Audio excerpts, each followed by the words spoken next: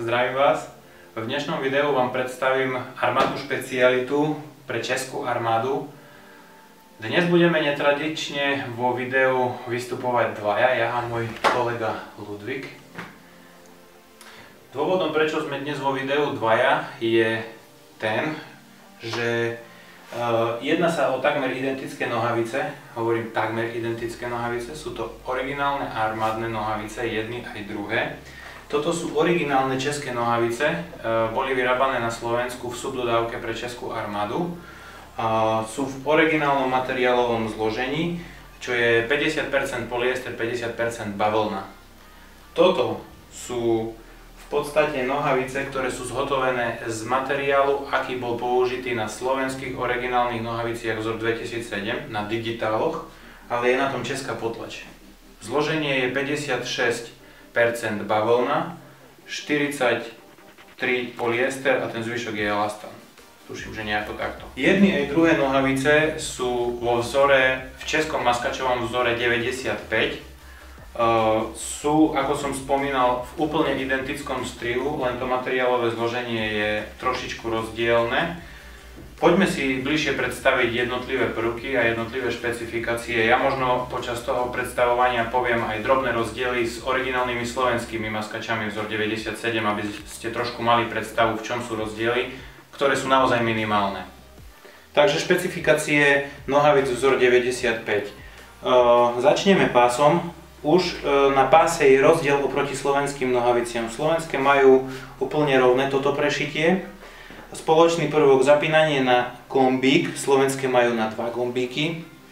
No a čo sa týka rozdielu, je vlastne toto prešitie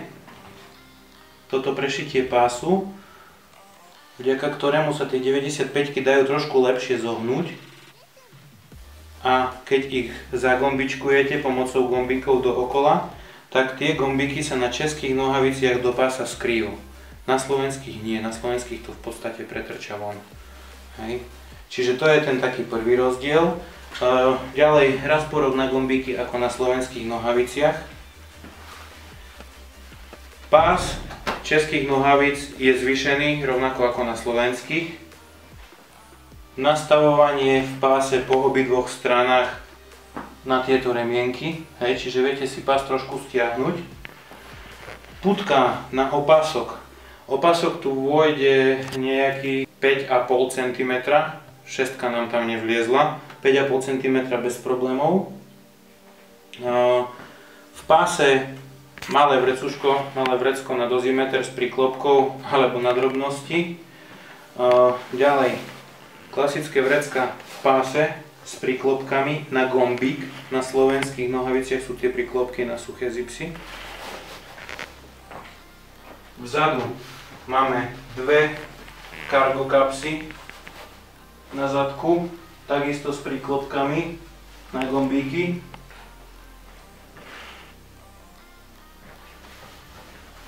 Dvojité šitie na kolenách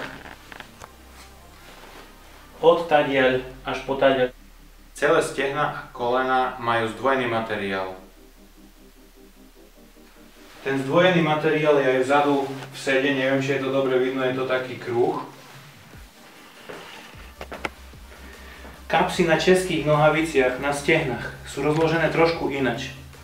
Hej. Kapsy sú mierne vzadu, v zadnej časti stehna. Na slovenských sú takto na stredku. Hej, tu na strede. Kapsy sú teda na jednom stehne trošku takto vzadu, na druhom stehne takisto trošku takto vzadu, plus vlastne na tom ľavom stehne je ešte aj tu kapsa z tejto prednej časti.